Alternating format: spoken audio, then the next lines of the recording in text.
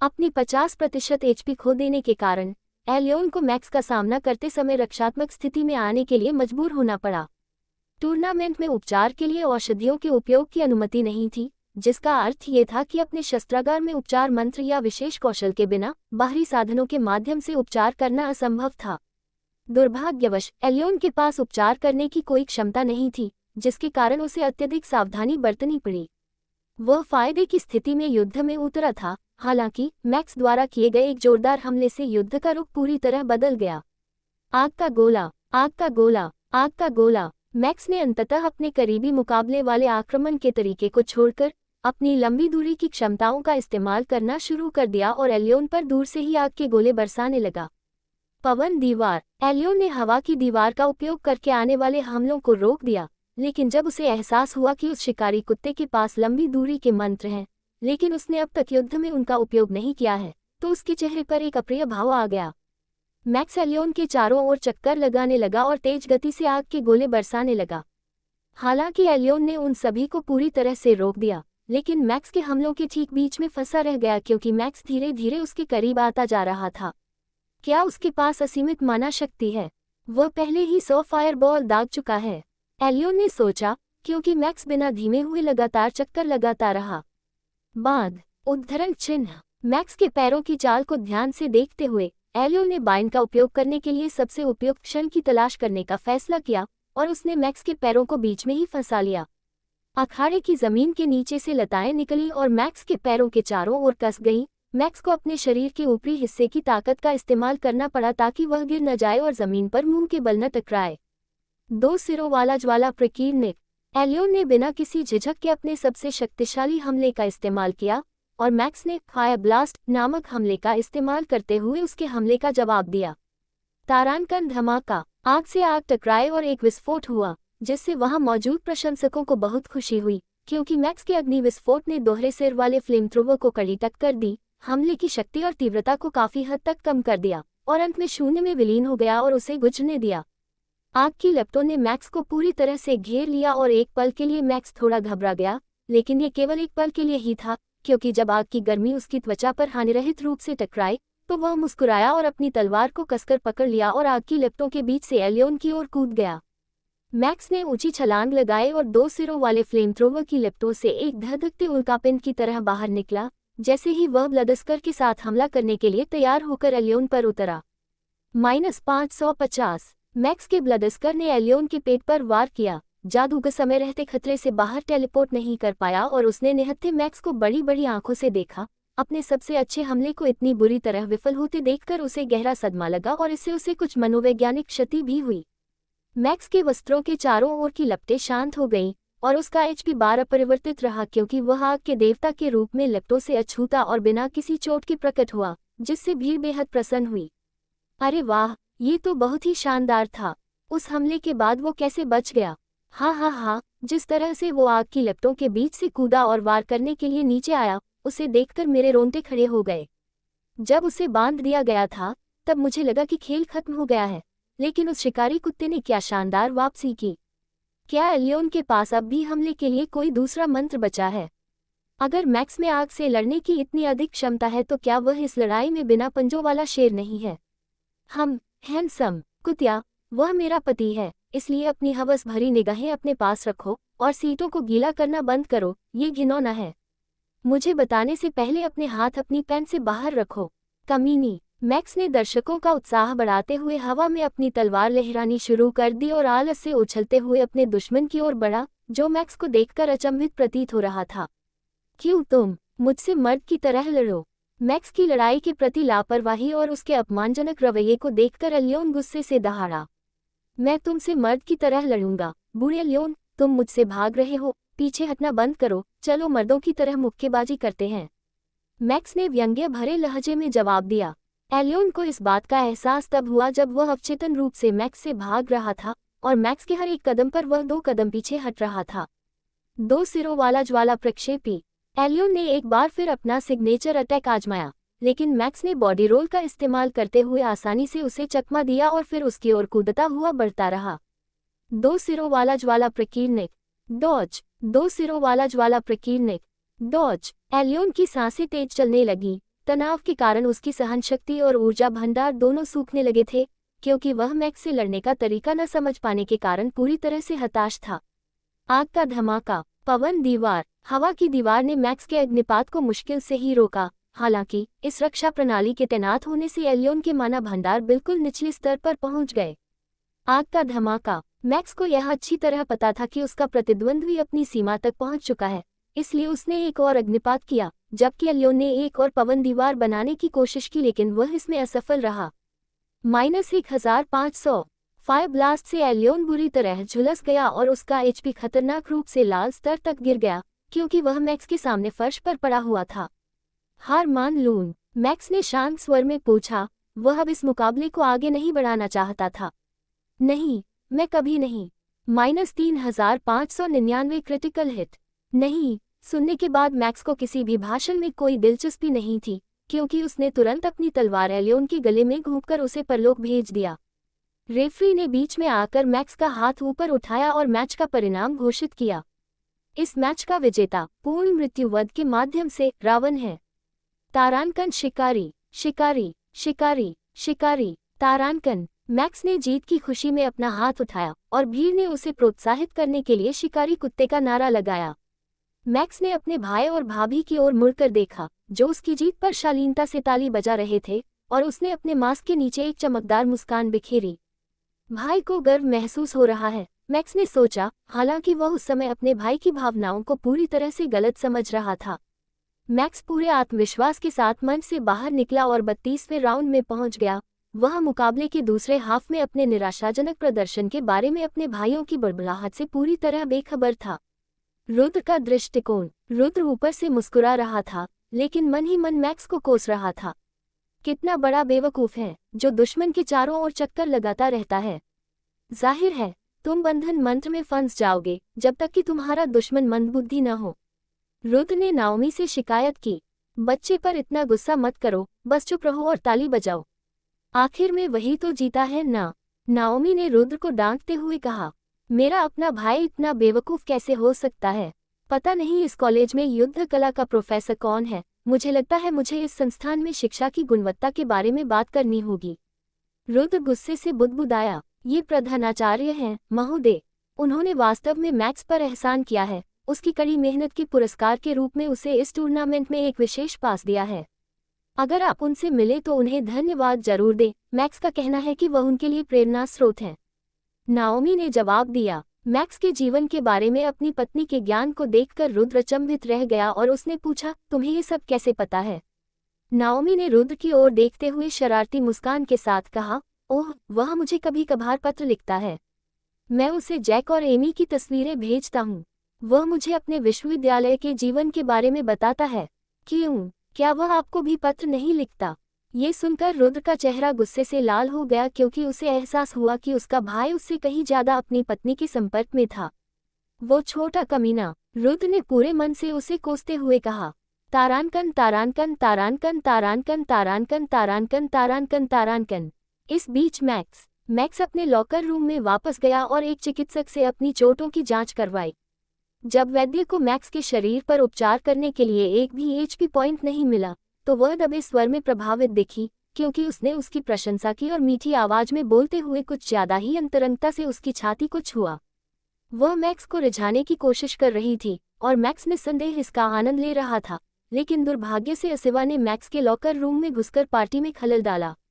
तारांकन अहम। उसने सख्ती से खांसा और देखा कि वैद्य मैक्स की छाती पर अपनी उंगलियां फेर रहा है। वैद्य ने भौहें चढ़ाकर दूर हट गया। अच्छा मेल है, उसने मैक्स की प्रशंसा की, हालांकि उसकी आवाज में एक ठंडापन झलक रहा था। हाँ, किसी ने मुझे इसे पूरी तरह से खत्म करने के लिए कहा था, इसलिए मैंने किया। मैक्स ने मजाक में जवाब दिया, उसका मूड हल्का करने की कोशिश करते हुए। हाँ, मुझे पूरा यकीन है कि अगर मैं यहाँ नहीं आती तो तुम यहाँ कमाल कर देती। असिवा ने बिना पीछे हटे ताना मारा। अशिष्ट। वैद्य ने असिव की ओर घूरकर देखा और फिर कमरे से बाहर चला गया। कुतिया। उसके जाते ही असिव ने चिल्लाकर जवाब दिया। फ़ों, हा हा हा। मैक्स असिवा की हरकतों पर बेकाबू होकर हंसने लगा। असिवा ने हंसते हुए मैक्स को देखा और अपनी हंसी को मुश्किल से रोकते हुए कहा, बेवकूफ। इसके बाद मैक्स की हंसी और भी बेकाबू हो गई। क्योंकि उसकी संक्रामक हंसी ने असिवा को भी हंसा दिया। तुम्हें औरतों से क्या दिक्कत है? प्लेबॉय, असिवा ने शिकायत की, लेकिन उसकी आवाज में अब कोई आक्रामकता नहीं थी। मैं क्या कहूँ, ये मुखौटा मेरे रहस्य को और बढ़ा देता है, मैक्स ने गर्व से कहा। तुम इसके बिना ज्यादा अच्छे दिखते हो, असिव ने नाक सिकोड़ते हुए कहा। हो, क्या तुम मुझसे फ्लर्ट कर रही हो? मैक्स ने शरारती अंदाज में पूछा, लेकिन असिवा ने अपने ठंडे जवाब से उसे चुप करा दिया। सपनों में ही देखो, प्लेबॉय। उस जवाब के बाद मैक्स ने अपनी जीभ से एक आवाज निकाली और हार मान ली। वह इस विषय से आगे बढ़ना चाहता था। दोनों बगल बगल बैठे आराम से स्क्रीन पर चल रहे मैच देख रहे थे और कुछ मैच बीतने का इंतजार कर रहे थे ताकि अन्ना और सेबेस्टियन की बारी आ सके। सेबेस्टियन 17वें मैच में और अन्ना 21वें मैच में तैयार हुई और सेबेस्टियन के मुकाबले के लिए तैयार होने में पूरे 2 घंटे लग गए। सेबेस्टियन का प्रतिद्वंदी आरोन नाम का एक प्रथम श्रेणी का टैंक था, लेकिन बेचारा सेबेस्टियन के सामने बिल्कुल भी टिक नहीं पाया। अपने दुश्मनों के हमलों को रोकने के लिए ढाल होने और उच्च एचपी होने के बावजूद वह सेबेस्टियन के खिलाफ केवल 5 मिनट 10 सेकंड तक ही लड़ सका और बुरी तरह हार गया, बिना एक भी हमला कर पाए। शुरू से अंत तक यह एक तरफा हार थी और पूरे मैच के दौरान नशे में धुत थोर को भीड़ से शाबाश और यह मेरा बेटा है चिल्लाते हुए सुना जा सकता था। जैसे ही यह पता चला कि सेबेस्टियन थोर का बेटा है, भीड़ की उसके प्रति धारणा पूरी तरह से बदल गई और सभी लोग तुरंत उसके लिए जयकारे लगाने लगे। कई उच्च स्तरीय चयनकर्ताओं ने सेबेस्टियन को एक संभावित रंगरूट के रूप में देखा, क्योंकि युद्ध में उसके अपने कौशल के अलावा उसे भर्ती करने से संगठन के लिए गरजते राज्य के साथ संबंध बनाने का द्वार खुल जाएगा। मैक्स ये देखकर थोड़ा हैरान रह गया कि थोर अपने बच्चे का इतने मुखरता से समर्थन कर रहा था, क्योंकि लड़ाई के दौरान कई बार कैमरे का एंगल बदलकर गरज के देवता को दिखाया गया। जहां मैक्स थोर की मांसपेशियों की प्रशंसा कर रहा था, वहीं असिवा ने उसके चारों ओर मौजूद 4 नग्न महिलाओं को देखकर गहरी भौहें चढ़ा लीं, क्योंकि वह उस व्यभिचारी बदमाश से तुरंत घृणा करने लगी थी। 21वें मैच में अन्ना का मुकाबला एमिली से हुआ, जो पैलाडिन क्लास की खिलाड़ी थी और जिसका पसंदीदा हथियार एक हथौड़ा था। यह एक करीबी मुकाबला था और अन्ना को एक ऐसे वर्ग का सामना करने के कारण नुकसान उठाना पड़ा जो रक्षात्मक खेल पर आधारित था, और इसी मामूली नुकसान के कारण उसे 24 मिनट तक चले एक कठिन और लंबे मुकाबले में हार का सामना करना पड़ा। जब मैक्स ने एना को ड्रेसिंग रूम में वापस जाते समय हल्के आंसू बहाते हुए देखा तो उसे वास्तव में उसके लिए दुख हुआ, क्योंकि उसे आखिरकार टूर्नामेंट की कठोर वास्तविकता का एहसास हो गया था। पहले दौर में मैक्स भाग्यशाली रहा कि उसका प्रतिद्वंद्वी आग को अपने मुख्य हमले के रूप में इस्तेमाल करता था, अन्यथा उसके लिए जीतना बहुत मुश्किल होता। ऐसा भाग्य हमेशा उसके पक्ष में नहीं रहेगा, और टूर्नामेंट में इतने सारे मजबूत प्रतिद्वंद्वियों के साथ एक भी गलती उसे मैच हरा सकती है। ऐसी परिस्थितियों में अन्ना के लिए वह केवल यही कर सकता था कि वह सावधानी के साथ अगले दौर में जाए, और यदि संयोगवश उसकी मुलाकात एमिली से हो जाए तो वह अपनी दोस्त को मिली हार का बदला लेकर उसे सबक सिखाए। टूर्नामेंट की अवधि के दौरान लड़ाकों को बाहरी लोगों से मिलने की अनुमति नहीं थी। यही कारण है कि दूसरे दौर में पहुंचने वाले 32 लड़ाकों ने विश्वविद्यालय के कर्मचारियों और प्रोफेसरों की निगरानी में अपने अलग थलग लॉकर रूम क्षेत्र में रात बिताई। अगले दिन के मुकाबलों का फैसला हो चुका था और सौभाग्य से मैक्स, असिवा और सेबेस्टियन को अगले दौर में एक दूसरे का सामना नहीं करना पड़ा। मैक्स का प्रतिद्वंदी नाइट नाम का एक व्यक्ति था और वह पेशे से एक जादूगर था। मैक्स के डार्क शैमन वर्ग की तरह ही नेक्रोमेंसी की कला को भी लाइटवुड के लोगों द्वारा बहुत ही नीची दृष्टि से देखा जाता था, जो नाइट के साथ लड़ाई के दौरान उनके प्रति उनकी घोर घृणा और अरुचि में स्पष्ट रूप से दिखाई देता था। उन्हें इस तरह हूट किया गया जैसे वे कोई पट्टिका हों, और शानदार लड़ाकू कौशल दिखाने के बावजूद भीड़ में मौजूद एक भी प्रशंसक ने उनकी सराहना नहीं की। मैक्स को उसकी लड़ाई देखकर थोड़ी निराशा हुई, क्योंकि दादा ड्रैक्स ने उसे याद दिलाया कि अगर उसकी जाति या नस्ल सार्वजनिक हो जाती है तो संभवतः यही मैक्स का भविष्य बन जाएगा। नाइट ने भी अभद्र व्यवहार करने वाले प्रशंसकों की अवहेलना करने में कोई संयम नहीं दिखाया, और बाहर जाते समय उसने उन सभी को बीच वाली उंगली दिखाई। इसके अलावा नाइट एक बेहतरीन फाइटर था। वह 102 स्तर पर था। उसने हाल ही में दूसरे स्तर में प्रवेश किया था और वह अपने हमले के तरीके में बेहद रचनात्मक था। उसके पास 2 महत्वपूर्ण आह्वान मंत्र थे, स्केलेटल समन और स्केलेटल आर्च समन, जिनमें से वह एक समय में इनमें से प्रत्येक के 5 को बुला सकता था। उसके द्वारा भेजे गए संदेश अपेक्षाकृत कमजोर थे, केवल 45वें स्तर पर, हालांकि उनकी भारी संख्या ने गुणवत्ता की कमी को पूरा कर दिया। उसकी रणनीति में कंकालनुमा सैनिकों की भारी संख्या से अपने दुश्मन को घेर लेना शामिल था, जबकि वह और तीरंदाज दूर से निशाना साधते थे।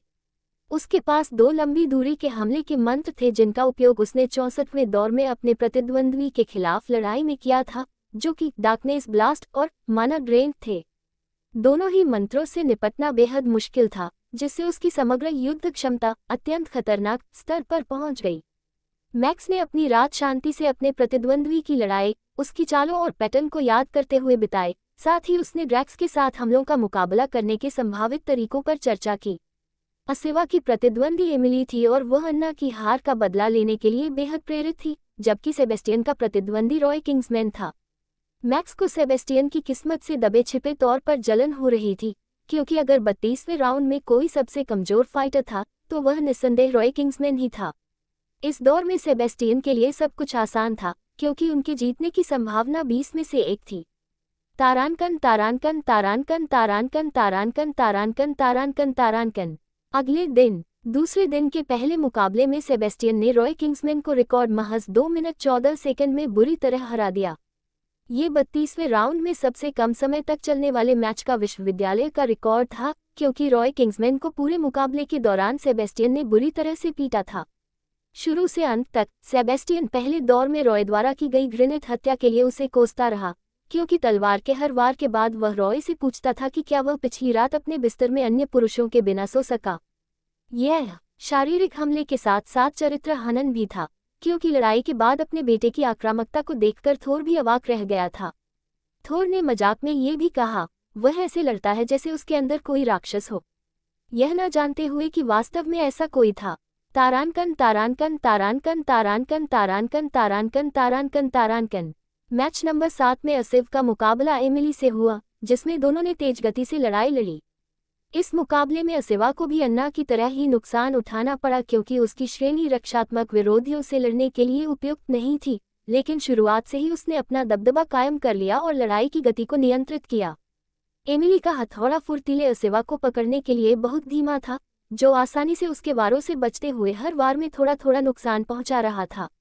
15 मिनट तक चले इस रोमांचक मुकाबले में दोनों प्रतियोगियों ने अपनी पूरी ताकत लगा दी और अंत में आसिवा ने अन्ना के लिए के नारे के साथ आखिरी वार करते हुए जीत हासिल की।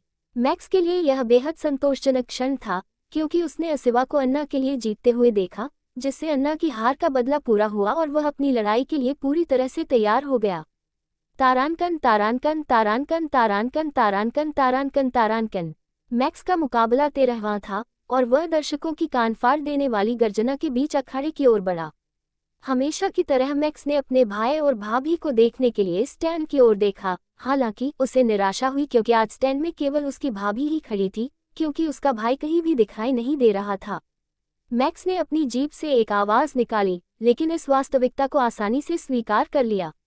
उनका भाई पृथ्वी पर कई जिम्मेदारियों वाला एक व्यस्त देवता था, और स्वाभाविक रूप से वह हर दिन उनकी लड़ाइयों को देखने के लिए यहाँ मौजूद नहीं हो सकता था। शुभकामनाएं। मैक्स की खून जैसी लाल आंखों में घूरते हुए उसके प्रतिद्वंदी ने कहा। बदकिस्मती, मैक्स ने शरारती लहजे में जवाब दिया। मैक्स एक स्पष्टवादी व्यक्ति था, वह अपने प्रतिद्वंदी को शुभकामनाएं देना नहीं चाहता था, इसलिए उसने ऐसा करने का पाखंडी दिखावा नहीं किया। उसने उसके दुख की कामना की, इसलिए उसने ठीक वही कहा। मैक्स ने अपना हाथ बढ़ाया, लेकिन मैक्स की टिप्पणी के बाद नाइट ने उससे हाथ मिलाने से इनकार कर दिया, जिसके बाद भीड़ ने खेल भावना न दिखाने के लिए उसे और भी जोरदार तरीके से हूट किया। रेफरी के निर्देशों पर दोनों खिलाड़ी सफेद धब्बों की ओर चले गए और मुकाबले के लिए तैयार हो गए। झगड़ा करना, उद्धरण चिन्ह। जैसे ही दोनों ने अपनी जगह ली और एक दूसरे के सामने आए, रेफरी ने लड़ाई शुरू कर दी, क्योंकि मैक्स शुरू से ही नाइट की ओर सीधा दौड़ा। कंकाल योद्धा को बुलाओ। नाइट ने अपनी हड्डियों की छड़ी उठाए और 5 भयानक और बदबूदार कंकालों ने जमीन से अपने सिर उठाए और नाइट के चारों ओर रक्षात्मक गठन में खड़े हो गए। आग का धमाका। मैक्स ने सामने के कंकालों को उड़ाने की उम्मीद में फायर ब्लास्ट किया, लेकिन नाइट सतर्क था और उसने तुरंत अपने डार्कनेस ब्लास्ट से जवाब देकर मैक्स के हमले को बेअसर कर दिया। तारानकन फुफकार। जैसे ही आग और अंधेरा आपस में टकराए, विस्फोट के बजाय तेजी से धुआं उठा और कुछ ही सेकंड में पूरा युद्ध क्षेत्र भूरे धुएं से ढक गया। हे भगवान, मैक्स घबरा गया। उसने इसकी योजना नहीं बनाई थी, हमले से उठता धुआं देखकर वह उतना ही हैरान था जितना कि बाकी दर्शक। शांत हो जाओ, अपने सहज ज्ञान को हावी होने दो, अज्ञात तुम्हारे लिए उससे कहीं अधिक फायदेमंद है। मैक्स को शांत करने की कोशिश करते हुए ड्रैक्स ने मैक्स के दिमाग में कहा, दादाजी, मुझे अभी क्या करना चाहिए? मुझे कुछ भी दिखाई नहीं दे रहा है। मैक्स ने ड्रैक्स से सलाह मांगी।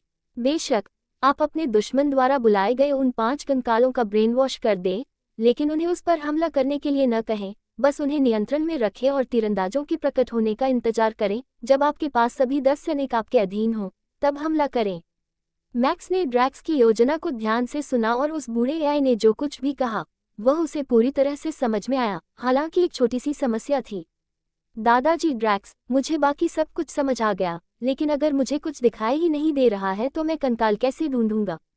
ड्रैक्स ने आह भरी। कभी कभी वह चाहता था कि लड़के की तृप्ति 60% से कम हो, क्योंकि जब उसका दिमाग सचेत होता था तो मैक्स फरारी कार में फील्ड ड्राइवर की तरह होता था। अपनी आंखें बंद करो, अपनी इंद्रियों पर भरोसा रखो और सुनो। तुम्हें हड्डियों के टूटने की आवाज़ और अपने दुश्मन की सांसें सुनाई देंगी।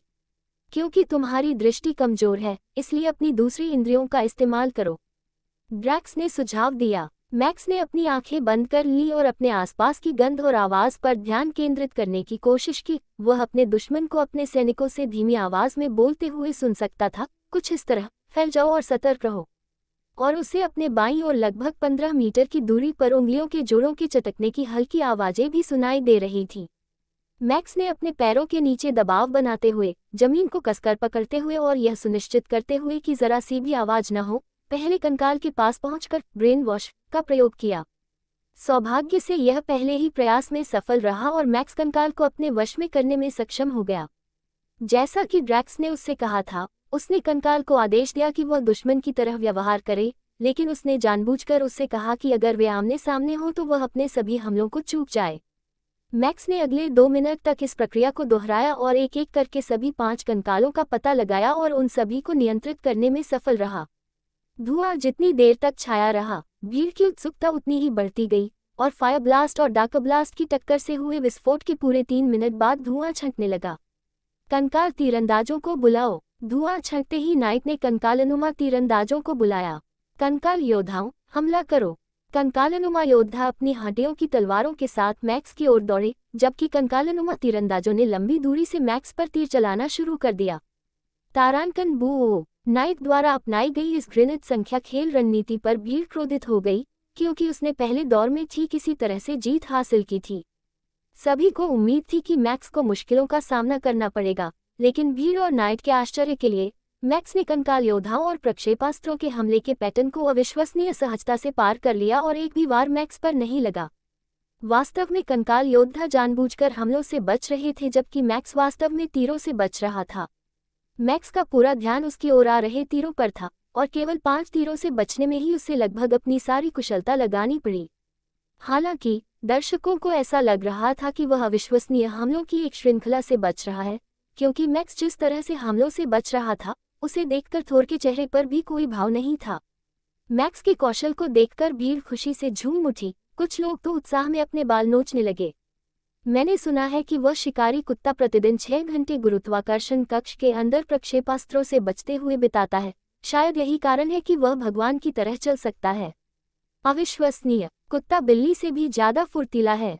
कितना अजीब आदमी है। बहुत बढ़िया। उद्धरण। मैक्स धीरे धीरे एक कंकालनुमा तीरंदाज के पास पहुंचा और ऐसा दिखावा किया जैसे वह उसे मारना चाहता हो, लेकिन इसके बजाय उसने उस पर ब्रेन वॉश का इस्तेमाल किया और धीरे धीरे एक एक करके कंकालनुमा तीरंदाजों को अपने वश में कर लिया। Dark blast -1500 HP। जैसे ही मैक्स ने तीसरे कंकालनुमा तीरंदाज को काबू में किया, तभी रात के अंधेरे में हुए एक जोरदार धमाके ने उसे जोरदार झटका दिया, जिससे मैक्स अखाड़े में उल्टा हुआ अपनी पीठ के बल जमीन पर जा गिरा। आह, धिक्कार है। मैक्स लड़खड़ाते हुए अपने पैरों पर खड़ा हुआ और कराह उठा। वह कंकालनुमा तीरंदाजों को काबू करने में इतना मग्न हो गया था कि वह ये भूल गया था कि स्वयं नाइट भी एक खतरा है।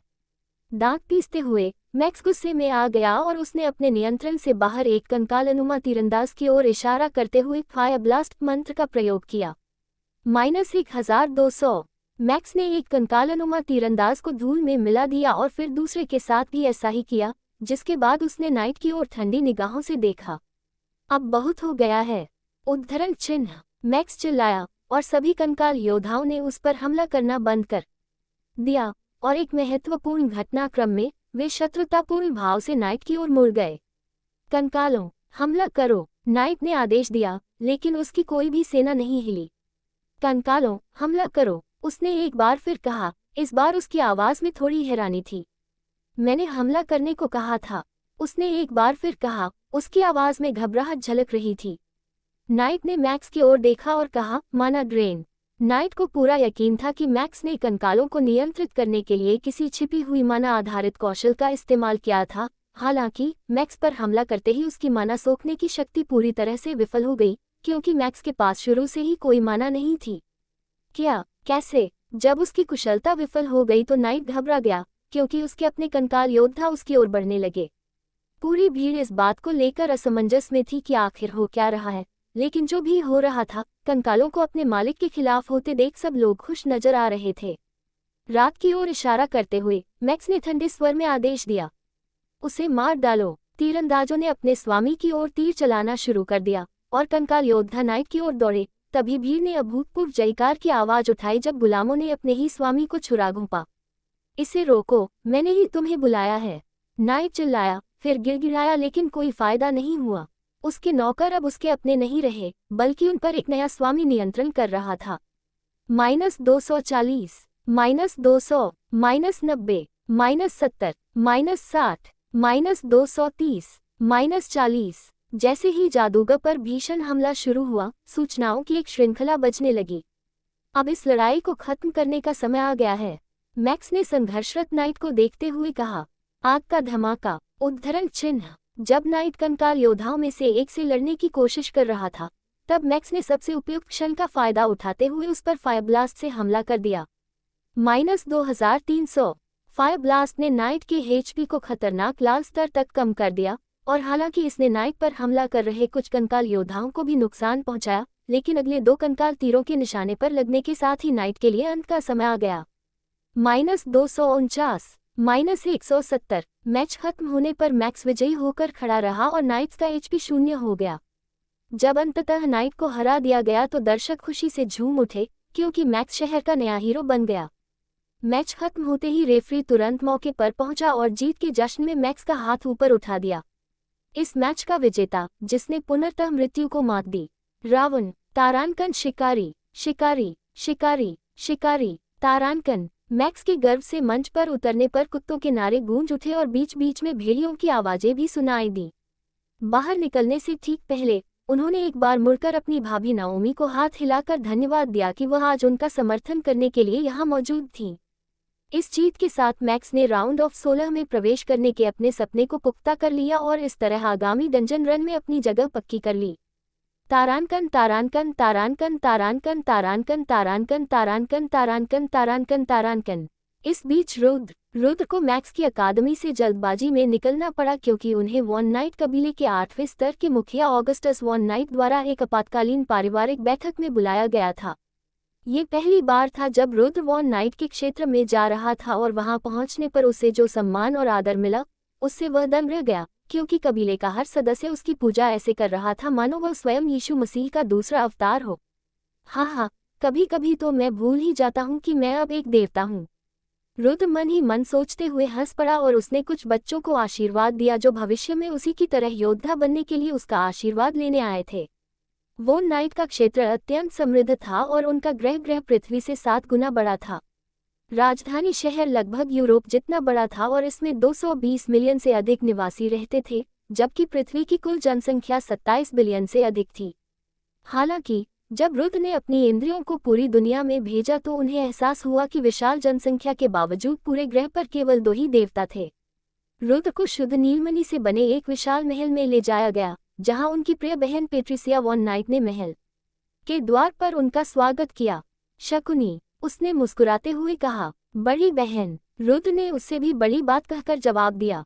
वॉन नाइट कबीले का नाम जन्म से विरासत में नहीं मिलता था, बल्कि ऑगस्टस वॉन नाइट ने हजारों साल पहले वॉन नाइट कबीले की अगली पीढ़ी के सदस्यों को चुनने के लिए एक प्रणाली तैयार की थी। वॉन नाइट कबीले की प्रत्येक पिछली पीढ़ी एक छोटे भाई या बहन को गोद ले सकती थी और उन्हें व्यक्तिगत रूप से प्रशिक्षित कर सकती थी। चौथे स्तर की परीक्षा उत्तीर्ण करने पर यदि वे छिपे हुए मानदंडों को पूरा करते थे तो उन्हें पारिवारिक नाम प्रदान किया जाता था। पेट्रिशिया ने रुद्र को अपना उत्तराधिकारी नामित किया था और रुद्र ने अभी तक ये नाम किसी और को नहीं सौंपा था।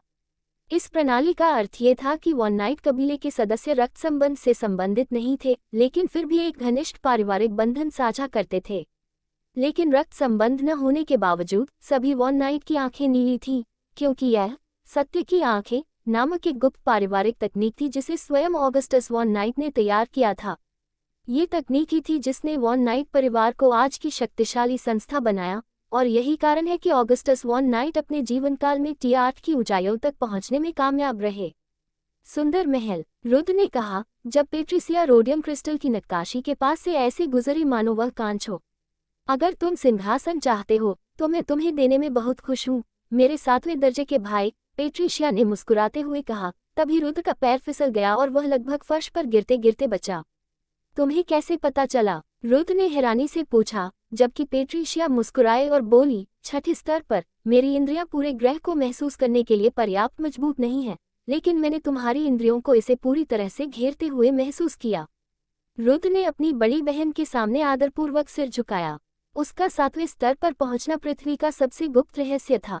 रुद्र ने नाओमी को यह भी नहीं बताया था कि वह 1 सप्ताह से भी कम समय पहले ही आध्यात्मिक रूप से उन्नत हो गया था, क्योंकि उसने अपनी शक्ति के सभी संकेतों को दबा रखा था ताकि कोई भी विरोधी शक्ति उसकी वास्तविक क्षमता का आभास न कर सके। चिंता मत करो, तुम्हारा रहस्य मेरे और कुलपिता भाई के पास सुरक्षित है, पेट्रिशिया ने कहा, और रुद्र ने गंभीरता से सिर हिलाया। अगर ब्रह्मांड में कोई ऐसी जगह थी जहां वह धृष्टतापूर्ण व्यवहार नहीं कर सकता था, तो वह यही ग्रह था। रुद्र की सफलता का बहुत बड़ा श्रेय वन नाइट परिवार के निस्वार्थ समर्थन को जाता है, क्योंकि आज भी पृथ्वी से छेड़छाड़ करने वाली शक्तियों को रोकने में उनके नाम का उतना योगदान नहीं था जितना कि उनके नाम के पीछे छिपे वन नाइट का था। अंततः रुद्र और पेट्रिशिया पूरे पन्ना महल में माणिक से बने एकमात्र लाल कमरे में पहुंचे, जहां रुद्र ने एक जीवंत बूढ़े व्यक्ति को शतरंज की मेज के सामने अकेले बैठे देखा। आह, शकुनी जीत गया, मेरे लड़के, आओ मेरे साथ एक खेल खेलो, ऑगस्टस ने जोश भरे स्वर में कहा। कुलपति महोदय, नमस्कार, रुद्र ने कुलपति के सामने अपनी जगह लेते हुए उत्तर दिया। अगले 3 सेकंड के भीतर दोनों ने कुल 80 चालें चली, जिसके परिणामस्वरूप अंततः रुद्र जीत गया। चेकमेट, रुद्र ने कहा। तभी ऑगस्टस वन नाइट ताली बजाने लगा, ये देखकर खुश था कि रुद्र ने किस तरह उसके बिशप को फंसाया और वह उसकी रानी को लेने के लिए एक चाल थी। बेशर्म, ऑगस्टस ने मेज को ठीक करते हुए कहा और पिछले खेल के बारे में सोचने लगा कि उसने कहाँ गलती की थी। आपने कुलपति को बुलाया? पेट्रिशिया ने पूछा। उसकी आवाज में थोड़ी चिंता थी, क्योंकि ऑगस्टस ने न केवल एक सख्त आदेश पर रुद्र को वापस बुलाया था, बल्कि पेट्रिशिया को युद्ध के लिए सैनिकों को तैयार करने के लिए भी कहा था। वर्तमान में उस क्षेत्र में हथियारों की खरीद और औषधियों और आपूर्ति का उत्पादन सर्वकालिक उच्च स्तर पर था। खदानें अपनी क्षमता से अधिक काम कर रही थीं और हजारों लोहारों की भर्ती की जा रही थी। ऑगस्टस ने आह भरी, ऐसा लग रहा था मानो वह 5 साल बूढ़ा हो गया हो। जब उसने पेट्रिशिया के प्रश्न का उत्तर देने की कोशिश की तो उसने कहा, मेरे बच्चों, मैंने तुम्हें यहाँ इसलिए बुलाया है क्योंकि मैक्स के दृष्टिकोण से राउंड ऑफ 16 के फॉर्मेट का खुलासा होते ही मैक्स के जीत के जश्न पर पानी फिर गया। राउंड ऑफ 16 से लेकर फाइनल तक अगला दिन लगातार मुकाबलों से भरा होने वाला था, जिसमें प्रत्येक राउंड के बीच केवल 5 मिनट का छोटा सा ब्रेक मिलेगा। लॉटरी निकाली जा चुकी थी और मैक्स को राउंड ऑफ 16 में सेबेस्टियन के रूप में प्रतिद्वंद्वी के रूप में चुना गया था, और मैच के विजेता के पास क्वार्टर फाइनल में असिवा से सीधे मुकाबले का मौका होगा, बशर्ते वह भी अपना मैच जीत जाए। वे तीनों एकदम खामोशी से बैठे हुए अपनी किस्मत को कोस रहे थे, क्योंकि उन्हें एहसास हो गया था कि कल उनमें से 3/3 लोग किसी न किसी तरह बाहर हो जाएंगे, और यह सबसे अच्छी स्थिति थी। सबसे बुरी स्थिति यह होगी कि उन तीनों को ही बाहर कर दिया जाए। हमें पता था कि ऐसा कभी न कभी तो होना ही था। दोस्तों, कोई मनमुटाव नहीं चलेगा, चलो पूरी ताकत लगाकर जीतने की कोशिश करते हैं, सेबेस्टियन ने समूह का हौसला बढ़ाते हुए कहा। हालांकि असिवा ने सिर हिलाया, लेकिन मैक्स बिल्कुल शांत खड़ा रहा, क्योंकि उसका दिमाग थोड़ा उलझन में था। असिवा को लगा कि मैक्स अपने दोस्तों से लड़ने के ख्याल से परेशान है, और उसने अकेले में उसे दिलासा देने की कोशिश की कि सब ठीक है। वे सभी 16वें दौर में पहुंच गए और ड्रैगन के स्वर्ग में भेजे जाने वाले विद्यार्थियों के रूप में अपनी जगह पक्की कर ली, और जीत उतनी महत्वपूर्ण नहीं थी। हालांकि उसने आज मैक्स की भावनाओं को पूरी तरह से गलत समझा था, क्योंकि मैक्स के आज चुप रहने का कारण यह नहीं था कि वह अगले दिन सेबेस्टियन से लड़ने में हिचकिचा रहा था, बल्कि इसके विपरीत मैक्स अपने दोस्त से लड़ने के विचार से आश्चर्यजनक रूप से अप्रभावित था। जब मैक्स ने सेबेस्टियन के चेहरे पर मुक्का मारने या लड़ाई जीतने के लिए किसी तरह की चालाकी भरी चाल चलने के बारे में सोचा, तो उसे किसी भी तरह की शर्म या अपराधबोध महसूस नहीं हुआ, और इस भावना ने उसे थोड़ा हैरान कर दिया। मैक्स ने पिशाच में बदलने के बाद से ही यह महसूस करना शुरू कर दिया था कि मनुष्यों और उनके जीवन के प्रति उसकी धारणा में काफी बदलाव आया है। हालांकि आज तक उसने अपने अमानवीय स्वभाव के प्रभावों को कभी महसूस नहीं किया था। जब मैक्स रेड हैंड ग्रुप में ईरान के भाड़े के सैनिक के रूप में मिशन चला रहा था, तब उसने अक्सर सड़कों पर संदिग्ध घटनाएं होती देखी थी। बलात्कार, हत्या, चोरी जैसी हर चीज का गवाह बनते हुए मैक्स ने सब कुछ देखा और फिर भी उदासीन बना रहा। अगर वह इंसान मैक्स होता तो उसे पीड़ित पर दया आती, लेकिन पिशाच मैक्स का स्वभाव ही अलग था, क्योंकि जब उसने किसी को चाकू से गोदते देखा तो उसके मन में बस यही ख्याल आया कि उसके खून से कितनी तीखी गंध आ रही है। उस समय मैक्स थोड़ा घबरा गया था, लेकिन उसने इस घटना को ये सोचकर नजरअंदाज कर दिया कि शायद वह उन लोगों के प्रति उदासीन रहता है जिनकी उसे परवाह नहीं होती, और उसकी राय में यह एक अच्छा गुण था। लेकिन आज जब वह सेबेस्टियन के खिलाफ कल की लड़ाई के बारे में रणनीति बना रहा था, तो उसे एहसास हुआ कि सेबेस्टियन जैसे दोस्त के लिए भी मैक्स को उसे बुरी तरह चोट पहुंचाने के विचार से कोई अपराधबोध नहीं हुआ। दादाजी ड्रैक्स, मेरे साथ क्या हो रहा है? मैक्स ने पूछा। वह जिस अमानवीय राक्षस में बदल रहा था, उसे देखकर थोड़ा चिंतित था। हालांकि ड्रैक्स ने बहुत शांत भाव से समझाया कि यह एक आदिम योद्धा की सबसे स्वाभाविक प्रवृत्ति है। बेटा, प्राचीन काल में कबीले के लोग, भाई और यहाँ तक कि दुश्मन भी मुखिया कहलाने के अधिकार के लिए ईमानदारी से लड़ते थे। वे खून के रिश्ते से भाई हो सकते हैं, लेकिन मुखिया बनने के अधिकार के लिए वे एक दूसरे से अपनी पूरी ताकत से लड़ेंगे और पीछे नहीं हटेंगे। ये गर्व और सम्मान की बात थी। हालांकि बाहरी दुश्मन के खिलाफ वही लड़ा के एकजुट हो जाएंगे और एक दूसरे पर अटूट विश्वास रखते हुए कंधे से कंधा मिलाकर लड़ेंगे ताकि एक दूसरे की रक्षा कर सकें। ये लड़ाई मुखिया बनने की लड़ाई से अलग नहीं है, और आपकी मूल वंश परंपरा आपको इसके लिए शर्म महसूस नहीं करने देती। ड्रैक्स के स्पष्टीकरण से मैक्स को थोड़ा बेहतर महसूस हुआ, क्योंकि उसने अनिच्छा से अपनी चिंताओं को एक तरफ रख दिया और अगले दिन सेबेस्टियन के खिलाफ लड़ने की गंभीरता से योजना बनाने लगा। सेबेस्टियन 115वें स्तर पर था। वह बेहद मजबूत, फुर्तीला और उत्कृष्ट युद्ध कौशल वाला एक अर्ध देवता था। वह लड़ाकू मानसिकता के मामले में बिल्कुल मैक्स जैसा था, लेकिन आंकड़ों और कौशल के मामले में बेहतर था, क्योंकि मैक्स के विपरीत वह आंकड़ों को अधिकतम करने के प्रति जुनूनी नहीं था और इसके बजाय अपने कौशल की दक्षता में सुधार करते हुए लेवल बढ़ाने पर ध्यान केंद्रित करता था। उसके पास 2 घातक कौशल थे जिनका प्रदर्शन उसने अब तक टूर्नामेंट में किया था, जो कि 1000 तलवार के वार और स्वॉर्ड डैश थे। हालांकि मैक्स, जो उसे व्यक्तिगत रूप से जानता था, ये जानता था कि ये वे 2 कौशल थे जिन्हें उसने टियर 1 में आगे बढ़ने के लिए चुना था, जबकि उसके अधिक शक्तिशाली टियर 2 कौशल अभी भी छिपे हुए थे। ये कहना बिल्कुल भी गलत नहीं होगा कि मैक्स को सेबेस्टियन के रूप में अपना अब तक का सबसे मजबूत प्रतिद्वंद्वी मिल गया था, क्योंकि वह एक संतुलित योद्धा था जिसमें मैक्स के लिए फायदा उठाने लायक कोई स्पष्ट खामी नहीं थी।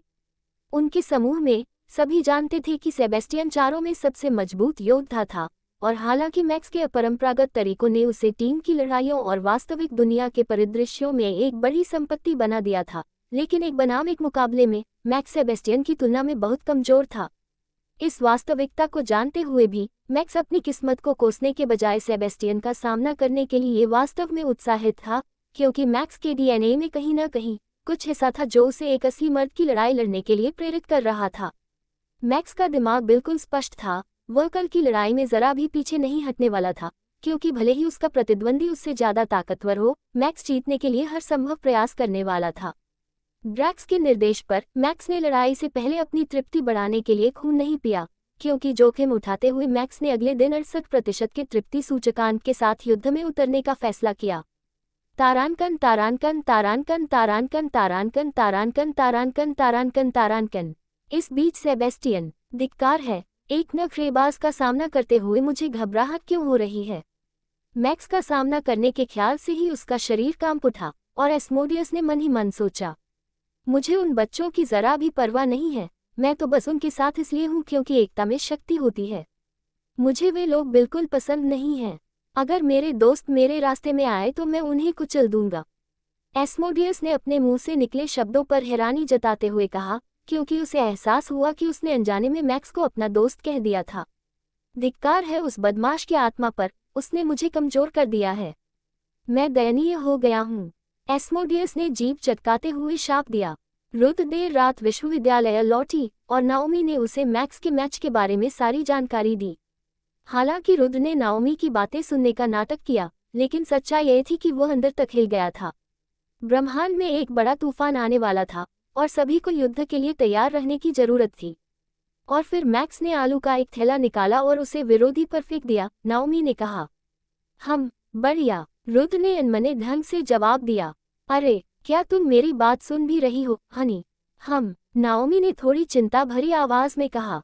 हाँ, मैंने सुना है कि मैक्स ने आलू की बोरी का इस्तेमाल किया। ये बेवकूफ़ी है, उसे खंजर का इस्तेमाल करना चाहिए था।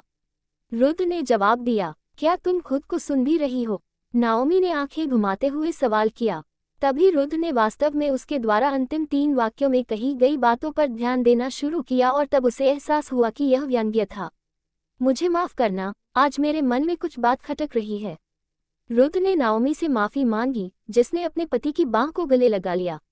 दोनों चुपचाप बैठे रहे क्योंकि नाओमी ने रुद से यह नहीं पूछा कि उसे क्या परेशान कर रहा है।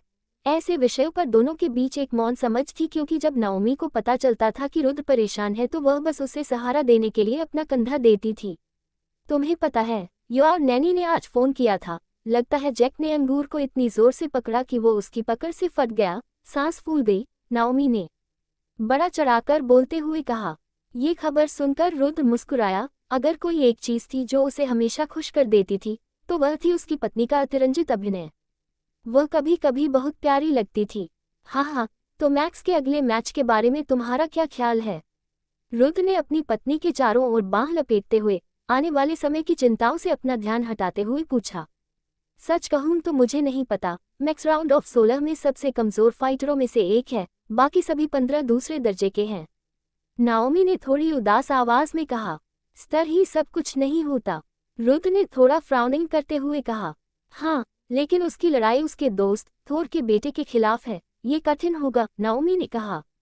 ओह, हाँ, बढ़िया, रुद ने हंसते हुए कहा।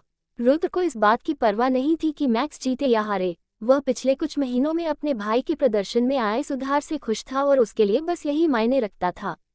विश्वविद्यालय स्तर पर होने वाले झगड़ों की खूबसूरती यही थी कि असफल होने पर इसके कोई खास वास्तविक परिणाम नहीं होते थे। अधिकांश छात्र इस बात को समझ नहीं पाए, लेकिन ये नकली लड़ाइयाँ वास्तव में वास्तविक दुनिया के लिए प्रशिक्षण का एक शानदार तरीका थी, जहाँ शायद दूसरा मौका न मिले।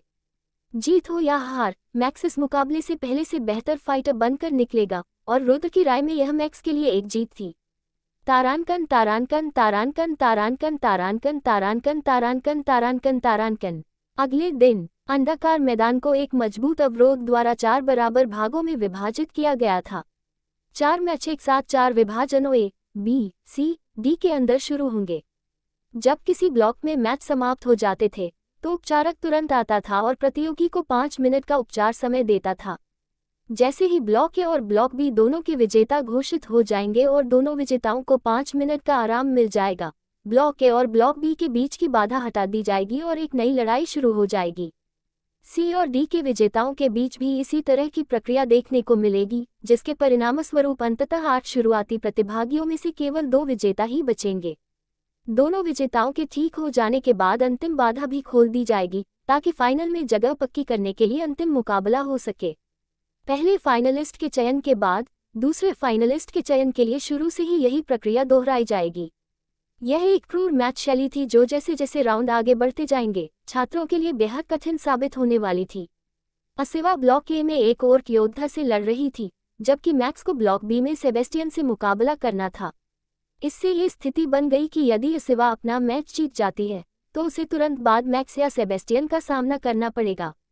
सभी 8 प्रतियोगी दर्शकों की जोरदार तालियों के बीच बाहर आए, क्योंकि चारों रेफरी ने सभी प्रतियोगियों को एक बार फिर सभी नियमों की व्याख्या की। मैक्स ने शांत भाव से सेबेस्टियन की आंखों में देखा, और सेबेस्टियन ने उसकी निगाहों से जरा भी पीछे नहीं हटे। याद रखो दोस्तों, भले ही तुम ये मुकाबला जीत जाओ, आगे एक लंबी लड़ाई है, इसलिए अपनी ताकत और खास हमलों को बचा कर रखो। रेफरी ने सलाह दी और मैक्स और सेबेस्टियन दोनों ने सिर हिलाकर सहमति जताई।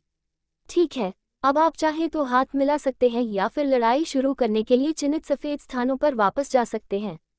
मैक्स ने अपना दाहिना हाथ आगे बढ़ाया और सेबेस्टियन ने उसे जोर से ताली बजाकर छुआ। जो सबसे अच्छा हो वही जीते, शुभकामनाएं, उसने आत्मविश्वास से भरी और अडिग आवाज में कहा। जो सबसे अच्छा हो वही जीते, शुभकामनाएं, मैक्स ने धीरे और स्पष्ट स्वर में जवाब दिया। उसकी आवाज़ सेबेस्टियन की तुलना में थोड़ी भारी थी। दोनों लड़ाके अपनी अपनी जगहों की ओर चलते हुए हल्के हल्के खिंचाव करने लगे। वहीं रेफरी एक दूसरे की ओर देखते हुए आठों प्रतियोगियों के अपनी अपनी जगहों पर पहुंचने का इंतजार कर रहे थे ताकि वे एक साथ समन्वित समय पर शुरुआत का संकेत दे सकें। शुरुआत उम्मीद से ज़्यादा लंबी चली, क्योंकि ब्लॉक डी में लड़ाके एक बेहद भयंकर अपमानजनक लड़ाई में उलझ गए और उन्होंने बिना किसी स्पष्ट कारण के एक दूसरे के कबीलों और परिवारों का अपमान किया। मैक्स को यह मज़ेदार लगा, हालांकि भीड़ को हमेशा ही निरर्थक नाटक पसंद आता था, क्योंकि वे दोनों पक्षों को इतना आक्रामक होते देख जोर जोर से चिल्लाते, जयकारे लगाते और अपना आपा खो बैठते थे। लंबे इंतजार के बाद दोनों लड़ाके आखिरकार अपनी अपनी जगह पर आ गए। रेफरी एक दूसरे को देखने लगे और ब्लॉके में मौजूद रेफरी ने शुरुआत का संकेत देने के लिए अपनी हथेली खोलकर 5 से 0 तक गिनती शुरू कर दी। लड़ाई शुरू होने से ठीक पहले मैक्स ने सिवा की तरफ देखा और किसी तरह वह सीधे उसकी ओर देख रही थी और उसे एक खतरनाक मुस्कान दे रही थी। इससे पहले कि मैक्स उस मुस्कान का मतलब समझ पाता, रेफरी एक साथ चिल्लाए, लड़ो। जैसे ही मैक्स का सारा ध्यान सामने चल रही लड़ाई पर केंद्रित हुआ, उसने तुरंत अपना ब्लडस्कर हथियार निकाल लिया। सेबेस्टियन और मैक्स दोनों तलवारें हाथों में लिए सावधानीपूर्वक एक दूसरे की ओर बढ़े। तलवारों का पहला आदान प्रदान लगभग शक्तिहीन था, इसलिए न तो कोई अचानक हरकत हुई और न ही कोई लापरवाह हमला हुआ। तारानकन चिपकना, तारानकन खनखनाहट, तारानकन चिपकना। दोनों पक्षों ने एक दूसरे की तलवार के वारों को इस तरह से रोका जैसे उन्होंने अपनी पूरी शक्ति का 50% भी उपयोग नहीं किया हो। दोनों ही प्रतिद्वंद्वी की पहली गलती का इंतजार कर रहे थे। तभी मैक्स ने पहल करते हुए पहला हमला किया और उसने अपनी तलवार को ठीक उसी तरह से घुमाने की कोशिश की जैसे उसने प्रशिक्षण हॉल में लाखों बार किया था। यह एक ऐसी हरकत थी जो अब उसके लिए स्वाभाविक हो गई थी। मैक्स के वार से बचने के लिए सेबेस्टियन ने अपने शरीर को एक अजीबोगरीब उल्टे सी आकार में मोड़ते हुए पीछे की ओर छलांग लगाई और मैक्स के गले पर हमला करने की कोशिश करते हुए पलटवार किया। मैक्स ने झुककर एक बार फिर अपनी तलवार सेबेस्टियन की ओर बढ़ाई, जिसने एक तरफ हटकर मैक्स के शरीर पर सीधा लात मारी जिससे मैक्स जमीन पर गिर गया। -60 धत तेरे की, मैक्स ने मन ही मन सोचा और जमीन पर लौटते हुए सेबेस्टियन के चाकू के हमले से बाल बाल बचा। -120 सेबेस्टियन ने मैक्स के पेट पर जोर से लात मारी, जिससे मैक्स के गले से लार का एक घूंट निकल आया। ऐसा लग रहा था जैसे मैक्स सेबेस्टियन के नीचे फंस गया हो, लेकिन मैक्स ने चतुराई से इस संकट को अवसर में बदल दिया और हमले का फायदा उठाया। आग का धमाका, -1200 सेबेस्टियन मैक्स से दूर जा गिरा। हालांकि हमले से उम्मीद से कम नुकसान हुआ, क्योंकि गोली सेबेस्टियन के ठीक बीचों बीच नहीं लगी बल्कि थोड़ी चूक गई। मैक्स लड़खड़ाते हुए अपने पैरों पर खड़ा हुआ और सेबेस्टियन भी, जो अपने शरीर पर लगी आग को बुझा रहा था, क्योंकि दोनों ने एक दूसरे की आंखों में ठंडी निगाहों से देखा और फिर अपने बड़े दांव खीलने लगे। तलवार की शक्ति, पवन वार। मैक्स ने अपनी चमकती तलवार को मजबूती से पकड़ते हुए कहा और सेबेस्टियन की ओर तेज गति से बढ़ते हुए हवा को चीर देने वाले पवन वार के रूप में एक जोरदार हमला किया। 1000 तलवार के वार। सेबेस्टियन ने अपने ही बड़े दांव से जवाब दिया। उसके चारों ओर की हवा ठीक 1000 छोटी तलवारों की सतहों में बदल गई और मैक्स की ओर बेतरतीब ढंग से बढ़ने लगी। मैक्स के विंड स्लैश ने तलवार के 1000 वारों में से कई को चीर दिया, क्योंकि सेबेस्टियन की तलवार द्वारा अंततः अवरुद्ध होने से पहले इसकी शक्ति कम होती गई। दूसरी ओर मैक्स को सेबेस्टियन के 1000 तलवार के वारों से काफी चोट लगी, क्योंकि वह हर दिशा से होने वाले छोटे हमलों से बचने में असमर्थ था, जिससे उसकी कुछ एचपी कम हो गई। -30, -40, -40, -30, -40, -20, -30। हालांकि वे सभी सही चोटें थीं और कुछ खास नहीं थी, लेकिन मैक्स को ऐसा महसूस हो रहा था जैसे वह अभी अभी कैक्टस की झाड़ियों के बीच से भागा हो, क्योंकि उसकी पूरी त्वचा छोटे छोटे नीले निशानों से ढक गई थी। तारानकन फुफकार। मैक्स के कपड़ों में बने छोटे छोटे छेदों से सूरज की रोशनी उसकी त्वचा पर पड़ रही थी, क्योंकि मैक्स की आदिम रक्तरेखा ने सूर्य की उपस्थिति पर हिंसक प्रतिक्रिया दी थी। -1, -1, -1, -1, -1, -1। उफ, मैक्स एक घुटने पर बैठ गया क्योंकि उसके पूरे शरीर पर रोंगटे खड़े हो गए थे। कई सप्ताह बीत चुके थे जब उसने अपनी त्वचा को धूप में निकलने नहीं दिया था और वह उस शक्तिहीन अनुभूति के बारे में लगभग भूल ही गया था जो धूप में निकलने पर उसके शरीर में दौड़ जाती थी। सौभाग्य से सेवेरस द्वारा उपहार में दिए गए कपड़े में स्वतः ठीक होने का गुण था, क्योंकि 5 सेकंड के भीतर छोटे घाव सिल गए। हालांकि मैक्स को इस क्रूर वास्तविकता की याद आ गई कि वह खुले में लड़ रहा था और यहाँ सूरज उसका सबसे बड़ा दुश्मन था। मैक्स के घुटनों के बल गिरने के ठीक उसी क्षण सेबेस्टियन उसकी ओर दौड़ा और हालांकि सेबेस्टियन के प्रहार करने से ठीक पहले मैक्स संभल गया, लेकिन सेबेस्टियन के प्रहार में इतनी गति और बल था कि ब्लॉक करने के बाद मैक्स 5 कदम पीछे धकेल दिया गया और थोड़ा सा अपना संतुलन खो बैठा। सेबेस्टियन को बस इसी मौके की जरूरत थी और उसने स्वॉर्ड डैश नामक हमले का इस्तेमाल किया। अपनी तलवार को दोनों हाथों से कसकर पकड़े हुए सेबेस्टियन मैक्स की दृष्टि में धुंधला सा दिखाई देने लगा और अगले ही पल मैक्स को अपने पेट के किनारे पर तेज दर्द महसूस हुआ। -1750। मैक्स ने मुड़कर देखा तो पाया कि सेबेस्टियन ने उसके पेट पर वार कर दिया है, जो अब उससे 15 मीटर पीछे खड़ा था। मैक्स दर्द से कराह उठा और यह सुनिश्चित करते हुए मुड़ा कि वह हमेशा अपने प्रतिद्वंद्वी का सामना कर रहा हो। इस समय मैक्स की एचपी का रंग पहले के हरे रंग से बदलकर चिंताजनक रूप से पीला हो गया क्योंकि उसकी एचपी बार का केवल लगभग 50% ही बचा था। मैक्स ने दांत पीसते हुए सेबेस्टियन की ओर देखा, जो एक बार फिर सावधानी से उसकी ओर आ रहा था, क्योंकि उसे महसूस हो रहा था कि उसकी चेतना थोड़ी धुंधली होने लगी है। हालांकि मैक्स को खुद इसका एहसास नहीं था, लेकिन उसकी तृप्ति का स्तर आखिरकार 60% से नीचे गिर गया था और जैसे जैसे उसका अवचेतन मन हावी होता जा रहा था, उसके विचारों की स्पष्टता तेजी से कम होती जा रही थी। तारांकन तारांकन तारांकन तारांकन तारांकन तारांकन तारांकन। इस बीच अन्ना एना दर्शकों की सीटों से लड़ाई देख रही थी। हालांकि उसे थोड़ा दुख था कि उसके सभी दोस्त अभी भी लड़ रहे थे जबकि वह अकेली थी जो बेहोश हो गई थी, लेकिन यह विचार केवल क्षणिक था क्योंकि वह जल्द ही चल रही लड़ाई में मंत्रमुग्ध हो गई। असिवा ओक्योद्धा के खिलाफ बहुत अच्छा प्रदर्शन कर रही थी। अपने छोटे कद के बावजूद उसने अपने दुश्मन के 75% से अधिक एचपी को कम कर दिया था, जबकि खुद का केवल 20% ही खोया था और वह जीत के बहुत करीब थी। वह चारों ब्लॉकों में सबसे तेज क्षति पहुंचाने वाली थी और संभवतः अपनी लड़ाई को सबसे पहले समाप्त करने वाली थी, जिसके परिणामस्वरूप उसे ठीक होने के लिए अधिक समय मिलेगा। दूसरी ओर मैक्स बनाम सेबेस्टियन का मुकाबला समूह का सबसे दिलचस्प मुकाबला था और एक ऐसा मुकाबला जिसने हर दर्शक को अपनी सीटों के किनारे पर बैठा दिया। ये हमलों, जवाबी हमलों और एक दूसरे पर वार करने की होड़ से भरा हुआ था, क्योंकि मैक्स स्पष्ट रूप से दोनों प्रतिद्वंद्वियों में कमजोर था। फिर भी लड़ाई के 7 मिनट बाद दोनों के एचपी बार लगभग बराबर थे, जिसमें मैक्स ने अपने कुल एचपी का लगभग 50% और सेबेस्टियन ने अपने एचपी का 40% खो दिया था। एना को पता नहीं क्यों, लेकिन उसके दिल में मैक्स बनाम सेबेस्टियन मुकाबले में किसी कमजोर पक्ष की जीत की उम्मीद थी, क्योंकि वह मैक्स की जीत का समर्थन कर रही थी। हालांकि उसका तर्कसंगत दिमाग कह रहा था कि ऐसा होने की संभावना बहुत कम है। रुद्र और थोर दोनों ने स्टैंड से बच्चों की लड़ाई को ध्यान से देखा। यह उन दुर्लभ अवसरों में से एक था जब थोर वाइकिंग की तरह चिल्ला नहीं रहा था, बल्कि एक सच्चे दर्शक की तरह शांति से लड़ाई देख रहा था। रुद्र के दृष्टिकोण से सेबेस्टियन के हमले अधिक सटीक थे, उसकी गति तेज थी और उसकी ताकत श्रेष्ठ थी। हालांकि किसी कारणवश वह लड़का अपनी शक्ति को रोक रहा था। हालांकि उसका स्वॉर्ड डैश हमला अधिकांश दर्शकों के लिए बहुत तेज था, लेकिन रुद्र और थोर धीमी गति के हमलों को स्पष्ट रूप से देख सकते थे और उन्होंने तुरंत देखा कि महत्वपूर्ण क्षण में सेबेस्टियन ने सीधे मैक्स के पेट को भेदने के बजाय अपने हमले को निक के पेट के किनारे की ओर मोड़ दिया। रुद्र को यह नहीं पता था कि उसकी दोस्ती उसके रास्ते में बाधा बनी या फिर उसका कोमल स्वभाव, लेकिन वह इतना जरूर जानता था कि सेबेस्टियन के विपरीत, जो मैक्स के साथ नरमी बरतता था, मैक्स एक भूखे जानवर की तरह लड़ता था। मैक्स अपने हमलों में जरा भी ढिलाई नहीं बरतता था। वह जब भी संभव होता निर्णायक वार करता था और अपने प्रतिद्वंद्वी को जरा भी जगह नहीं देता था। मैक्स, यही तरीका है, जब तुम कमजोर योद्धा होते हो तो एक भी गलती बर्दाश्त नहीं कर सकते, रुद्र ने सोचा और उसने रेलिंग को कसकर पकड़ लिया जिससे स्टील की बाधा चूर चूर हो गई।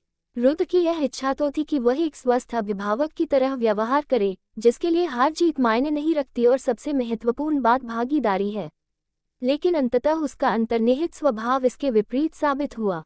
वह चाहता था कि मैक्स जीते, वह उसे हर हाल में जीतते देखना चाहता था, इसलिए जब उसने मैक्स को धूप से परेशान होते देखा तो उसका दिल थोड़ा दुख गया और 30 सेकंड के बाद उसने चालाकी से ऊपर के वातावरण में हेरफेर करना शुरू कर दिया ताकि अंडाकार मैदान के ऊपर बादल बन जाएं जो सूरज की रोशनी को रोक दें। रुद्र अच्छी तरह जानता था कि इस क्षुद्र ग्रह में प्राकृतिक रूप से बादल बनाने के लिए नमी नहीं है, इसलिए उसका एक कदम बेहद संदिग्ध लग रहा था, लेकिन उसे इसकी परवाह नहीं थी। मैक्स के लिए वह कम से कम इतना तो कर ही सकता था कि मुकाबले को बराबरी पर ला दे ताकि लड़ाई के बीच में उसे सूरज की रोशनी से होने वाली किसी बेकार एलर्जी का सामना न करना पड़े। इसके अलावा स्टैंड में मौजूद बलवान वाइकिंग गरज के देवता की मौजूदगी में बादल बनाने के लिए उस पर शक करने वाले भी नहीं थे। तारानकन तारानकन तारानकन तारानकन तारानकन तारानकन तारानकन तारानकन तारानकन। मैक्स के दृष्टिकोण से मैक्स ने देखा कि सेबेस्टियन उसकी ओर बढ़ रहा है और उसकी लड़ने की मुद्रा स्वाभाविक रूप से बदल गई। मांसपेशियों को कसकर सीधे खड़े होने के बजाय मैक्स थोड़ा झुक गया और अपने पैरों के बीच की दूरी बढ़ाकर थोड़ा चौड़ा रुख अपनाया। डॉज। सेबेस्टियन ने अपनी तलवार मैक्स के धड़ की ओर घुमाई, लेकिन मैक्स ने असामान्य रूप से अपने शरीर को मोड़कर हमले से खुद को बचाया और पीठ के बल दोनों हाथों के बल उल्टी चाप की स्थिति में गिर पड़ा। फिर उसने एक बेहद विचित्र हमले में अपनी भुजाओं की ताकत का इस्तेमाल करते हुए खुद को आगे धकेला और अपने पैरों से सेबेस्टियन की छाती पर वार किया। -15। सेबेस्टियन 2 कदम पीछे हट गया क्योंकि वह पूरी तरह से हौंफता हुआ दिख रहा था और अपने फेफड़ों में हवा वापस लाने के लिए हौंफ रहा था। दूसरी ओर मैक्स एक सांप की तरह फुर्ती से इधर उधर घूमता रहा। उसका ऊपरी शरीर लयबद्ध तरीके से हिलता रहा और उसने अजीबोगरीब कोनों से सेबेस्टियन पर हमला किया। क्या बकवास है, सेबेस्टियन ने जोर से गाली दी क्योंकि उसे मैक्स के हमलों से बचाव और चकमा देने के लिए कड़ी मशक्कत करनी पड़ रही थी, क्योंकि वह हमले के विचित्र तरीके को समझ नहीं पा रहा था। जैसे जैसे मिनट बीतते गए, सेबेस्टियन के चेहरे पर पसीना साफ दिखाई देने लगा क्योंकि मैक्स से मुकाबले की स्थिति पूरी तरह से पलट गई थी और मैक्स हर गुजरते सेकंड के साथ एक बिल्कुल अलग फाइटर बनता जा रहा था। मैं उसके हमले के तरीके को क्यों नहीं समझ पा रहा हूँ? ये कैसी पागलपन भरी गति है? नहीं, वह पहले से ज्यादा तेज नहीं है। उसने मेरी अगली स्थिति का पूर्वाभास करके अपने हमले के तरीके को और बेहतर बना लिया है। मैक्स का विश्लेषण करते हुए एस्मोडियस ने सोचा, मेरे मांसपेशियों की गतिविधियों को वह बेहतर ढंग से समझता है, इसलिए उसके हमले तेज दिखाई देते हैं। जबकि एस्मोडियस को मैक्स की बदलती आक्रमण शैली का मोटा मोटा अंदाजा हो गया था, वहीं ड्रैक्स वास्तव में पूरी तस्वीर को समझ गया था। जब मैक्स अपने आदिम पिशाच रूप में प्रवेश कर गया और उसने अपने सक्रिय मस्तिष्क का बहुत अधिक उपयोग करना बंद कर दिया, तो वह एक ऐसा योद्धा बन गया जो अपनी सहज प्रवृत्ति से प्रेरित था और अपने पूर्वजों के डीएनए में निहित गुणों से संचालित होता था। मैक्स सेबेस्टियन की मांसपेशियों में एक हलचल देख सकता था और समझ सकता था कि यह उसकी चाल को कैसे प्रभावित करेगा, और उसके अगले हमले को समझने के लिए उसकी पुतली में देख सकता था। ये वो कौशल थे जो असली मैक्स के पास नहीं थे और यही कारण था कि ड्रैक्स चाहता था कि मैक्स अपनी तृप्ति को कम रखे, क्योंकि व्यावहारिकता के लिहाज से मैक्स का आदिम पिशाच रूप दोधारी तलवार होने के बावजूद युद्ध कौशल के मामले में आदिम पिशाच मैक्स सामान्य मैक्स से कहीं आगे था। जैसे ही मैक्स की तृप्ति 59% से नीचे गिरी, वह अंततः पूरी तरह से अपने आदिम पिशाच रूप में आ गया, क्योंकि वह अंततः सेबेस्टियन के शरीर पर प्रहार करने के करीब पहुंचने लगा था। हा हा हा हा, मैक्स पागलों की तरह हंसने लगा और उसके हमलों की गति बढ़ गई। वह इस लड़ाई का भरपूर आनंद ले रहा था। शिकार का रोमांच उसके खून में उबाल ला रहा था और उसे सफलता की आहट महसूस हो रही थी। हंसना बंद करो, बदसूरत पिशाच। एस्मोडियस दहाड़ा स्थिति से स्पष्ट रूप से नाराज था, क्योंकि उसने पहली बार अपने दूसरे स्तर के कौशल का इस्तेमाल किया था, थंडर स्लैश। जैसे ही सेबेस्टियन ने मैक्स की ओर तलवार चलाई, उसकी तलवार बिजली के बोल्ट में बदल गई और पूरे अंडाकार अखाड़े में एक जोरदार गर्जना गूंज उठी। मैक्स ने अपनी ओर आते हुए हमले को देखा, लेकिन उससे बचने के बजाय उसने अपना हाथ उसकी ओर बढ़ाया और हमले को सीधे अपनी हथेली में पकड़ लिया। तारानकन धड़ाम, तारानकन सिस्लिंग, -2300। हमले में मैक्स की हथेली चीरते हुए उसकी बाह के आधे हिस्से तक घाव हो गया, और यह साफ देखा जा सकता था कि मैक्स का बायां हाथ लगभग कोहनी तक 2 हिस्सों में बंट गया था। मैक्स के बाल सीधे खड़े हो गए और उसका एचपी खतरनाक रूप से लाल स्तर तक गिर गया, फिर भी उसकी हंसी कम नहीं हुई। हा हा हा हा हा, मैक्स ने अपनी टूटी हुई हड्डी और मांस को मरोड़कर सेबेस्टियन के हाथ से तलवार छीन ली और ब्लडस्कर को सीधे सेबेस्टियन के पेट में घुसा दिया। -3400। पूरा अखाड़ा एकदम शांत था और सबकी निगाहें सेबेस्टियन और मैक्स के बीच होने वाले मुकाबले पर टिकी थी, क्योंकि वहां सिर्फ मैक्स की हंसी की आवाज ही गूंज रही थी। मैक्स के बुरी तरह से खून बहते हाथ को देखकर हर दर्शक के रोंगटे खड़े हो गए। उसके होठों से थूक और लार टपक रही थी, जो उसके मास्क के नीचे फर्श पर स्पष्ट रूप से टपक रही थी, क्योंकि उसकी खून जैसी लाल आंखों के चारों ओर की सफेदी धीरे धीरे लाल होने लगी थी। इस समय मैक्स को देखकर एस्मोडियस जैसे दानव का भी दिल जोर से धड़कने लगा, क्योंकि ठीक इसी क्षण एस्मोडियस जैसे प्राचीन दानव को भी एहसास हो गया कि मैक्स जो भी प्राणी था, वह अस्तित्व में मौजूद किसी भी दानव से कहीं ज्यादा भयानक था। एस्मोडियस ने मैक्स के तलवार वाले हाथ को कसकर पकड़ लिया। मैक्स को वह तलवार निकालने नहीं दी जो उसने उसके पेट में घुसा दी थी, और मैक्स को थोड़ा अलग करने के लिए उसने उसे जोर से सिर से टक्कर मारी। मैक्स एक कदम पीछे लड़खड़ा गया और एस्मोडियस सावधानीपूर्वक कुछ गज पीछे हट गया, क्योंकि दोनों के बीच 5 मीटर का फासला था। आओ सेबेस्टियन, अगर तुम सच में मेरे बेटे हो जैसा कि तुम दावा करते हो, तो अपनी आंतरिक शक्ति का आह्वान करो और दुश्मन को कुचल दो। पूरे अखाड़े में एक गरजती हुई आवाज गूंज उठी, क्योंकि थोर अंततः लड़ाई को देखकर अपना आपा खो बैठा था और उसने अपने वाइकिंग तौर तरीकों पर लौटने का फैसला कर लिया था। रुद्र ने अखाड़े को ढकने के लिए जिन बादलों को बुलाया था, वे अब गरज के साथ चमक रहे थे, क्योंकि थोर की भावनाओं के कारण वे प्रतिक्रिया करके गरजते बादलों में बदल गए थे।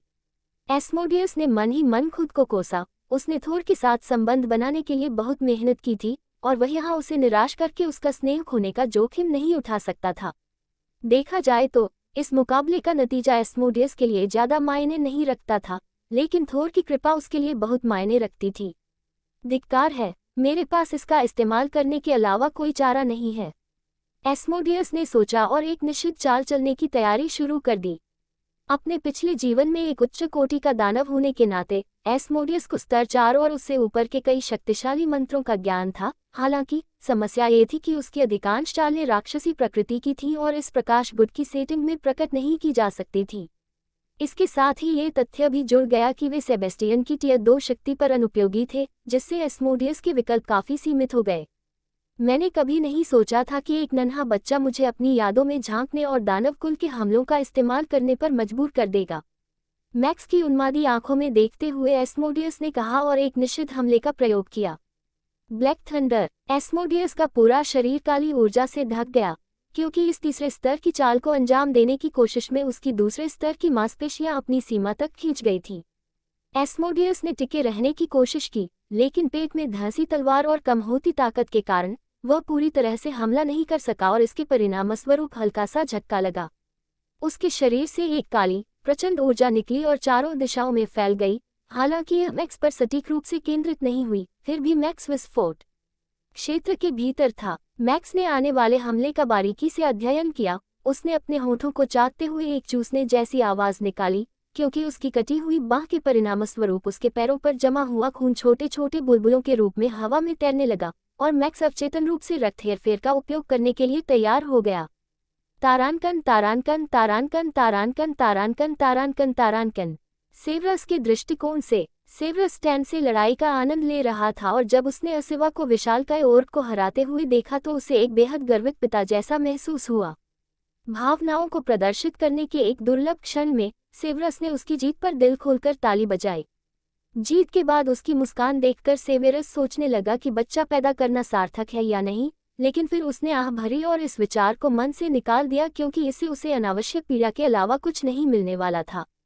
जहां असिव की जीत साफ सुथरी थी, वहीं दूसरी ओर मैक्स और सेबेस्टियन के बीच का मुकाबला कहीं अधिक क्रूर और तीव्र था। जिस क्षण मैक्स की आक्रमण मुद्रा में बदलाव आया, सेवेरस समझ गया कि उसकी तृप्ति 60% से नीचे गिर गई है और मैक्स अब अपने शरीर पर पूरी तरह से नियंत्रण में नहीं है। सेवरस को यह घटनाक्रम बिल्कुल पसंद नहीं आया। वेम्पायर राजा रैग्स ऑरेलियस को कभी पता नहीं चलना चाहिए कि भविष्यवाणी का बच्चा ब्रह्मांड में छिपा हुआ है और सेंट मैक्सिमस की छत्रछाया में पल रहा है, अन्यथा सेंट मैक्सिमस कबीले पर विपत्ति आ जाएगी। सेवरस ने बार बार मैक्स के रहस्य को छिपाने की पूरी कोशिश की। हालांकि मैक्स की असली पहचान की रक्षा करने के लिए उसने कितनी भी जोरदार कोशिश की हो, मैक्स ने खुद इस मामले को उतनी गंभीरता से नहीं लिया। सेवेरस ने मैच को पूरी तरह से तनावग्रस्त होकर देखा, क्योंकि उसने अपने कबीले के वंशानुगत हमले की तैयारी शुरू कर दी थी। अगर हालात थोड़े से भी बिगड़ते हैं तो सेंट मैक्सिमस के वंश की स्वीप क्षमता को आम जनता द्वारा व्यापक रूप से गलत समझा गया था।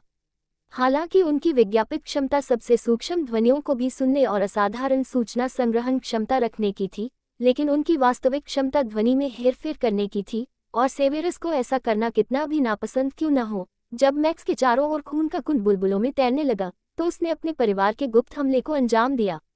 ब्लैकआउट। एक तीखी आवाज को इतनी सटीक और गुप्त तरीके से मैक्स के कानों की ओर निर्देशित किया गया कि अखाड़े में मौजूद दोनों देवता भी उसे सुन नहीं पाए। मैक्स द्वारा रक्त हेरफेर का उपयोग करके रक्त ढाल बनाने से ठीक पहले एक तेज आवाज से उसके कान के पर्दे लगभग फट गए और मैक्स ने सहज रूप से अपने कानों को पकड़ लिया, जिससे उसके द्वारा किया जाने वाला रक्त हेरफेर विफल हो गया। सेबेस्टियन की काली बिजली मैक्स पर सीधे लगी और उसका कम एचपी आखिरकार शून्य हो गया, जिससे मैक्स फर्श पर गिर गया और हार गया। पूरा स्टेडियम जय जयकार से गूंज उठा। हालांकि सेवेरस ने केवल स्वर्ग से प्रार्थना की कि रुद्र उसे न ढूंढे और उसके द्वारा किए गए इस अपराध के लिए उसे मार न डाले। रेफरी ने सेबेस्टियन को विजेता घोषित किया और मेडिकल टीम घायल सेवेरस की मदद के लिए दौड़ी, जो बेहद कम 120 एचपी पॉइंट्स पर जीवित था। शाबाश, हा हा हा हा, सेबेस्टियन की जीत पर खुशी मनाते हुए थोर ने कहा। उस मूर्ख देवता को अपने बेटे की जीत में कोई कमी नहीं दिखी। जबकि पूरे अखाड़े में मौजूद लोगों को सेबेस्टियन और मैक्स के बीच विजेता की परवाह नहीं थी, क्योंकि वे इस बेहद रोमांचक मुकाबले में सेबेस्टियन की जीत पर उसका उत्साहवर्धन कर रहे थे। केवल 2 लोग ऐसे थे जो उसे घोर घृणा की दृष्टि से देख रहे थे।